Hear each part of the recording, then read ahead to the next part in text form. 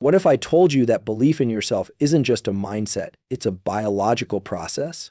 That it's not just about positive thinking, it's about how your brain wires itself for possibility, how your nervous system prepares you to take action, and how your internal state shapes what you think is possible in the external world. Tonight, we're not just going to talk about motivation in vague terms, we're going to break it down. We're going to look at 10 specific ways you can train your mind and body, yes, literally train them to believe in yourself and achieve what I call cool things. Things that matter to you. Things that light up your dopamine circuits, shift your sense of agency, and rewire your brain for momentum. Some of what I'll share is rooted in neuroscience, some in psychology, some in sheer lived human experience. But all of it is actionable. All of it is based on how belief works at the level of circuits and behavior. Because here's the truth, self-belief isn't some mystical trait you either have or don't. It's something you can build step by step. Self-belief begins in the nervous system. Train it like a muscle, not a mood. This isn't a metaphorical idea, it's grounded in how the human brain and body function together to create what we experience as belief, motivation, and identity. At the core of all self-directed change is the nervous system, the brain, spinal cord, and peripheral nerves that process signals from the environment and from inside your body. When we talk about belief, especially belief in oneself, we're talking about a perception that arises from patterns of neural activity. These patterns are shaped over time, not just by what we think, but by what we think. That's why belief can be trained, because the nervous system is plastic. It's capable of rewiring itself based on experience, repetition, and targeted effort. The common misconception is that confidence must come before action. But neuroscience shows us it's the opposite. Action comes first and confidence follows. When you repeatedly do something that challenges you and survive it, even if you fail, you start sending signals to the brain that you're the kind of person who takes action, who handles difficulty, who persists. Over time, these signals reinforce circuits in the prefrontal cortex and other areas involved in planning and decision-making. Your brain builds a new model of who you are based on behavior, not emotion. That's why belief isn't about waiting until you feel ready. It's about building readiness through reps, just like training a muscle. Neuroplasticity, the brain's ability to change in response to experience, is driven in part by neurochemicals like dopamine, acetylcholine, and norepinephrine. When you attempt something new, your brain pays closer attention. It releases these chemicals to mark the experience as significant. If you repeat the action, your neurons start firing together more consistently. Neurons that fire together, wire together is more than a phrase, it's a foundational rule of how the brain learns. If you consistently act in a way that aligns with self-belief, your nervous system will eventually make that the default setting. The problem is most people think belief should feel easy, but belief is effortful. The systems in your brain responsible for effort and reward are tightly connected. When you exert effort, especially in pursuit of something meaningful, dopamine is released not just when you succeed, but during the process itself. That's important because it means you don't need to win big to start believing. You just need to keep showing up, doing the work, and letting your brain experience the satisfaction of trying. Over time, this changes your baseline. You shift from someone who hopes they can to someone who knows they will. Training your nervous system for belief means working with both your physiology and psychology. Breathwork, posture, even how you orient your eyes can influence the state of your nervous system. For example, when you feel anxious or uncertain, your breathing tends to become shallow and rapid. If you can take control of that, slow down your exhale. Anchor your breath in the diaphragm, you send signals to the brain that the environment is safe. This reduces activity in the amygdala and shifts you back into a state where you can take action. Similarly, upright posture and forward eye gaze signal alertness and readiness, activating systems in the brainstem and cortex that are linked to motivation. These are simple levers you can pull to train your nervous system to support belief. Self-belief also involves regulating your internal narratives. The brain operates heavily on prediction. It uses past experience to guess what will happen next. If you constantly tell yourself that you're not capable, that you'll fail, or that things won't work out, your brain takes those as inputs and builds models that filter your perception. You literally stop seeing opportunities and evidence that contradict your negative self-talk. But if you change that narrative consciously and repeatedly, you can shift the model. Again, repetition is key. One positive statement won't change the system, but regular intentional shifts in language paired with action can. Think of belief not as something you either have or lack, but as a skill, a skill that is built through feedback, stress, adjustment, and adaptation. Like strength training, it requires consistency, progressive overload, and recovery. Some days you'll feel strong, other days weak, but if you keep training the system, the baseline will improve. It's important to recognize that training the nervous system for belief often begins with discomfort. That discomfort is not a sign of failure. It's the signal that you're engaging the very circuits you want to strengthen. In fact, the greatest neuroplasticity occurs when we are slightly outside our comfort zone, not so far that we panic, but far enough that our brain knows this is important. This is why embracing friction is necessary for growth. Real self-belief is quiet, stable, and rooted in experience. It's not loud or performative. It's encoded in your nervous system over time through repeated actions that affirm who you are becoming. And just like any kind of training, it must be deliberate. You don't build physical strength by accident. You don't build belief that way either. You decide, you act, you adjust, and your nervous system adapts. Small wins trigger dopamine. Use them strategically to build momentum.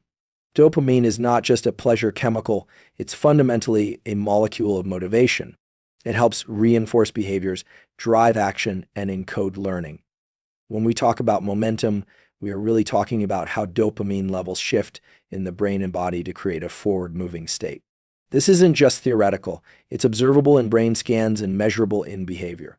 Small wins, even micro-accomplishments, are powerful because they release dopamine in key areas of the brain like the ventral tegmental area, vita, and nucleus accumbens. This dopamine release doesn't just make you feel good, it creates a signal that says, "That worked, do more of it." Momentum is built when that signal gets repeated. This is why small wins are more than just confidence boosters.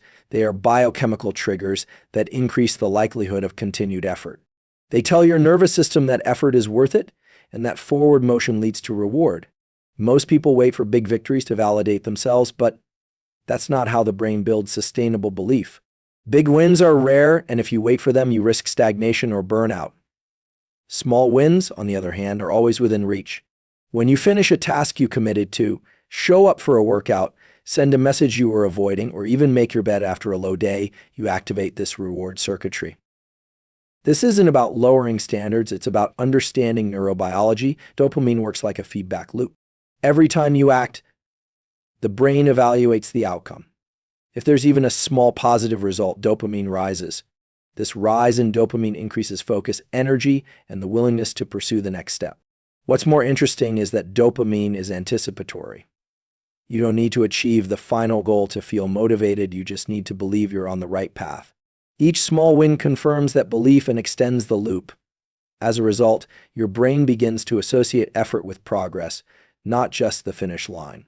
That's key because it shifts your orientation from outcome-dependent motivation to process-driven momentum. To use this strategically, you need to structure your day and your goals around achievable milestones. The brain doesn't automatically track success, it tracks novelty and progress. So if you break a big goal into smaller, time-bound, invisible wins, you give your brain more chances to release dopamine. For example, instead of saying, "I want to launch a business," you say, "Today, I'll research 3 competitors and write 1 paragraph about my product idea." That's a win. Your nervous system recognizes it, encodes it, and wants more.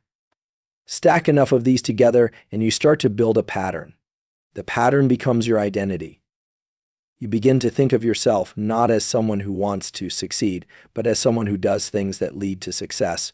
That identity, in turn, makes it easier to take future action, and the cycle continues. It's also important to understand the role of timing. Dopamine levels naturally fluctuate throughout the day, and you can use that to your advantage. Early in the day, your dopamine baseline is typically higher, which means your brain is more primed for effort and learning. That's why accomplishing a small win in the first 60 to 90 minutes after waking can set a biochemical tone for the rest of the day. It builds internal momentum before external demands hijack your attention. On the flip side, if you delay action or start the day with distractions, your dopamine system becomes less responsive and inertia builds. That's why the timing and frequency of small wins matter, not just that they happen, but when and how consistently. Additionally, celebrating small wins matters. This doesn't mean throwing a party after every task, but it does mean pausing consciously and acknowledging that you did something difficult or meaningful. That moment of recognition enhances the dopamine signal and helps consolidate the learning. It can be as simple as saying out loud, "That was hard and I did it," or physically writing down what you achieved. These are not gimmicks, they are forms of feedback. The brain needs feedback to know what to repeat. When you give it that feedback, it doesn't just reward the action, it strengthens the neural circuits that led to it. In a world where people are constantly exposed to unrealistic images of overnight success, understanding how dopamine works is grounding. It brings you back to biology. Your system is designed to reward progress, not perfection. Small wins are how you communicate to your brain that you're moving in the right direction. The more you do this, the more you build what researchers call self-efficacy, the belief that you can influence outcomes in your life. And self-efficacy is one of the strongest predictors of long-term achievement. It's not talent or even intelligence, it's the belief that your actions matter. And that belief is built step by step, win by win, through the strategic use of the dopamine system. Visualize success and effort. Your brain needs both to encode confidence. When people hear about visualization, they often think of imagining the end result, standing on a stage, finishing the race, holding the trophy, receiving the award. And that's powerful, but it's only part of the equation. Neuroscience shows that if you only visualize success without visualizing the effort it takes to get there, the brain registers the fantasy without preparing the body and mind for the reality. Confidence is not just about believing that things will go well, it's about knowing that you can handle the process, the struggle, the work, and the setbacks. For your nervous system to encode belief in your ability, it has to simulate both outcome and effort. When you visualize, you activate many of the same brain areas involved in actual performance. Motor cortex, premotor areas, and parts of the basal ganglia all light up when you mentally rehearse an action. This means visualization is not just mental, it's physiological. The body responds to imagined effort almost like it does to real effort. Olympic athletes, elite performers, military professionals, they all use visualization not just to see the finish line, but to mentally rehearse the climb, the push, the friction. That's because the more realistic your visualization is, the better prepared your brain becomes to execute under pressure. When you picture yourself doing the work, sweating, struggling, pushing through discomfort, you create neural templates that your brain can refer to when the real moment arrives. It's important to understand that confidence comes from familiarity. If your brain has never experienced something, even in simulated form, it will register that experience as foreign and possibly threatening. That activates the limbic system, increases cortisol, and makes it harder to perform. But if you've rehearsed the experience even just in your mind, the brain interprets it as less novel. It recognizes the pattern. It says, we've been here before. That familiarity lowers the fear response and increases your ability to stay composed. This is why effort-based visualization is so powerful. It doesn't just prepare you to win, it prepares you to work. There's also a chemical reason to include effort in visualization. Dopamine, the molecule of motivation, is released not only when you achieve a goal, but when you anticipate reward through effort. If you only imagine success, you may get a quick spike in dopamine, but it fades. When you imagine yourself putting in the hard work and overcoming challenges, you extend the dopamine arc. Your brain begins to associate the process with reward, not just the outcome. That's how you sustain motivation through long periods of difficulty, by training your brain to see effort itself as meaningful and worthwhile. To make this practical, you can build a short daily practice of visualization that includes two components. First, visualize the desired outcome, what it looks like, what it feels like, the emotional and sensory experience of having achieved what you're working toward. Second, shift the focus to the process. Imagine yourself waking up early to train, sitting with discomfort, staying focused when it's tempting to quit. Add detail. What are you wearing? What are you feeling? What obstacles show up and how do you respond? The more vivid and specific the visualization, the more effectively your nervous system encodes it. Another key element is consistency. One visualization session won't change much, but repeated exposure to this mental rehearsal builds the same kind of neural adaptation that physical repetition does. It's not magic, it's biology. Just like practicing a skill builds myelin around the relevant neurons, mental rehearsal strengthens the neural pathways associated with that task. That's why consistent visualization, especially when tied to action, builds real-world confidence. You're not just imagining success, you're building the cognitive infrastructure to handle what it takes to get there. Visualizing effort also changes your relationship with discomfort. Most people avoid effort because their brain has labeled it as negative, painful, or threatening. But when you repeatedly picture yourself enduring effort and succeeding through it, the association changes. Your brain begins to see effort as part of the path, not as a signal to stop. This reshapes how you respond under pressure. Instead of interpreting struggle as a sign that something is wrong, you interpret it as confirmation that you're on the right track. This psychological shift can mean the difference between quitting and pushing through, between anxiety and focus, between hesitation and flow. Finally, integrating visualization into your daily routine helps align your internal state with your external goals. It becomes a tool for directing your attention, shaping your physiology, and preparing your system for performance. Over time, this daily mental training builds a deeper belief that you are not only capable of achieving great things, but that you are prepared for the real work it takes to make them happen. Your brain learns to anticipate challenge, your body learns to regulate under stress, and your identity begins to shift from someone who hopes for success to someone who expects it and is trained for it. Deliberate discomfort trains resilience. Confidence grows through controlled stress. The human nervous system is designed not just to survive discomfort, but to adapt to it.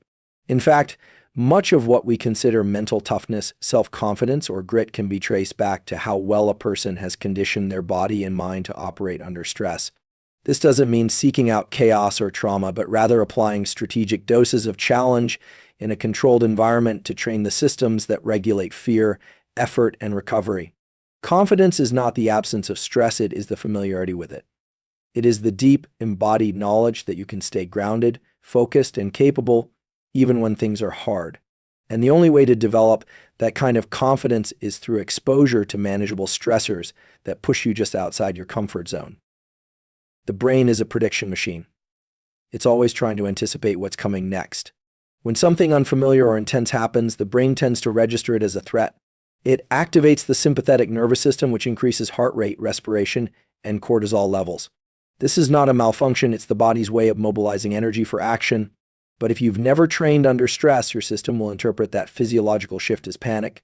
Your prefrontal cortex, responsible for decision-making and planning, will start to go offline. But if you've exposed yourself repeatedly to controlled discomfort, cold, heat, physical exertion, public speaking, fasting, or time-restricted challenges, your brain learns that stress doesn't always mean danger. It starts to predict survival instead of failure, and that shift in prediction is the essence of resilience. Deliberate discomfort can be physical, cognitive, or emotional. Cold exposure is a powerful physical example. When you put yourself in an ice bath or cold shower, your initial reaction is panic. The breath quickens, the heart races, the body wants to escape, but if you stay with it, breathe through it, and stay calm despite the discomfort, you train the vagus nerve to regulate your internal state. Over time, your body learns to tolerate more discomfort with less stress response. That adaptation transfers into other areas of life. You become more composed under pressure, not because life got easier, but because your system got stronger. On the cognitive level, discomfort might look like studying something difficult, having a hard conversation, or focusing for long periods without distraction. The key is to resist the impulse to escape. In a world of infinite digital distractions, the ability to stay focused is a kind of modern superpower. Training cognitive discomfort, deliberately doing things that require mental strain, builds the capacity to endure uncertainty, ambiguity, and complexity. These are all traits associated with confident, high-functioning individuals, and they don't come naturally. They're trained through repetition. Emotionally, deliberate discomfort might look like vulnerability, telling the truth, or confronting failure. These things trigger emotional pain and social threat circuits in the brain, but every time you lean into those moments instead of avoiding them, your brain recalibrates its sense of what's dangerous. You begin to realize that you can survive discomfort, and this builds emotional range and internal stability. Confidence grows from this place of internal evidence, from knowing that you've done hard things before and that you can do them again. It's not about affirmations or hype, it's about reps. The concept of controlled stress is important here. You don't build resilience by overwhelming the system. That leads to burnout, shutdown, or trauma. Instead, you apply just enough challenge to provoke adaptation without tipping into chaos. In biology, this is called hormesis, a small dose of stress that makes the system stronger. The same principle applies psychologically. The right amount of discomfort at the right time, followed by recovery and integration, is what strengthens the nervous system. You become less reactive, more composed, and more grounded under pressure. When you train with discomfort intentionally, you start to see struggle not as a sign of weakness, but as a signal of growth. You stop interpreting your own fear or hesitation as failure. You start to trust the process of becoming stronger through exposure. This shift rewires your identity. You begin to see yourself as someone who doesn't run from challenge, someone who's capable of staying with difficulty until it passes or transforms. That's where real confidence lies, not in perfection, but in perseverance. Over time, this kind of training builds a baseline level of self-trust. You don't need to psych yourself up before every challenge. You don't need external validation. You've built a deep reserve of internal experience that tells your brain and body, I've been here before, and I know what to do. This is how controlled stress becomes a foundation for self-belief. It teaches you how to stay calm in the storm, how to maintain clarity in the noise, and how to keep moving forward even when things feel uncertain or hard. The more you condition yourself to handle discomfort, the less you fear it, and the more confident you become in your ability to take on whatever life demands. Environment shapes belief. Curate your surroundings for confidence. The brain is highly plastic, meaning it adapts constantly based on what it perceives and experiences. What many people overlook is how much the external environment feeds into internal narratives. The cues in your space, your workspace, your home, your social circle, your digital inputs all send signals to your nervous system about who you are, what you value, and what's possible for you. These signals can either support your confidence or erode it, sometimes without your conscious awareness. The key is to move from passive exposure to active curation. If you want to believe in yourself and achieve things that matter, you need to intentionally construct an environment that reflects and reinforces the mindset you want to embody. Your physical space is a great place to start. When your environment is chaotic or uninspiring, your brain has to use more energy to focus and stay regulated. Clutter increases cognitive load, which can lead to procrastination and self-doubt. But a space that's clean, orderly, and purposefully arranged sends a subconscious signal that you are in control. This is why making your bed, organizing your desk, or creating a visual display of your goals isn't trivial. It programs your brain to interpret your surroundings as stable and supportive. That sense of stability builds confidence by reducing mental friction. It becomes easier to believe in your ability to succeed when the space around you reflects intention, order, and clarity. Lighting, colors, sounds, and even smells play a role in regulating your nervous system. Natural light, for instance, helps regulate circadian rhythms and enhances dopamine production, which boosts mood and motivation. Dim artificial lighting can dampen your alertness and energy. Curating your environment to include light, movement, and sensory inputs that align with your desired mental state makes a measurable difference in how confident and alert you feel throughout the day. That's not a matter of aesthetics, it's a matter of neurobiology. Social environment is another powerful influence. Humans are wired for social learning. The people you spend time with shape your beliefs about yourself and the world. This happens through a process called emotional contagion, where the nervous systems of individuals in close proximity begin to mirror one another. If you're constantly around people who complain, avoid responsibility, or undermine growth, your system begins to internalize those patterns. But if you surround yourself with people who strive, reflect, and take action, who normalize growth and resilience, you start to embody those traits by association. This doesn't mean cutting people off in a reactionary way. It means noticing how people affect your energy and your thoughts and choosing to spend more time with those who elevate you and less with those who drain you. Digital environment is just as critical. Every notification, post, article, or video you consume sends signals to your brain about what's relevant, important, and possible. Doom scrolling or obsessively watching curated highlight reels of others' lives can create a distorted reality that leads to comparison, inadequacy, and paralysis. But when you curate your digital inputs following creators who educate, motivate, or challenge you constructively, you give your brain more healthy data points. You can train your algorithm to feed you confidence-building content by what you choose to engage with. This gives you a subtle but powerful form of environmental control that helps reshape your internal dialogue. Another piece of environmental design involves visual anchors, cues in your space that trigger specific beliefs or behaviors. This could be a whiteboard with your goals, a quote that resonates, an object that represents a past victory, or even a picture that connects you to a meaningful vision. These aren't just decorative. They're tools that direct attention. And attention is the gateway to belief. What you see often becomes what you focus on. And what you focus on, your brain begins to believe. Routines also create a kind of environmental structure. When your day includes time-blocked windows for learning, moving, recovering, or reflecting. You establish predictable rhythms. Predictability calms the nervous system, increases your ability to stay present, and reduces decision fatigue. This frees up cognitive energy to invest in action and learning, which both feed into self-efficacy. Small routines, even things like journaling, walking, or checking in with a mentor, build microenvironments within the day that reinforce a growth-oriented identity. Over time, these rituals become a kind of scaffolding that supports higher levels of performance and confidence. One of the most empowering shifts you can make is to stop waiting for your environment to inspire you and start designing it too. Confidence isn't something you wait to feel, it's something you build with repetition, structure, and alignment. The more aligned your external world is with your internal goals, the less resistance you encounter. You don't have to constantly will yourself into action when your environment is quietly nudging you forward. It becomes a kind of silent partner in your development. Your space holds you accountable. Your people reflect your standards. Your inputs elevate your perspective. And the system as a whole begins to signal to your brain, this is who I am now, and this is the kind of life I'm capable of building. Action builds evidence. Confidence is the memory of past victories. Belief in yourself doesn't start in the mind, it starts in behavior. You can't think your way into self-trust, you have to earn it through action.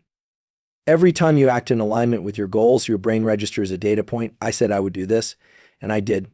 That becomes a neural imprint, a tiny signal that reinforces your sense of capability. These imprints add up. Over time, they become a memory system, an internal archive of moments when you followed through, overcame resistance, did something hard, or surprised yourself. And when you face a new challenge, your brain scans that archive and says, we've done hard things before. We can do this too. The opposite is also true.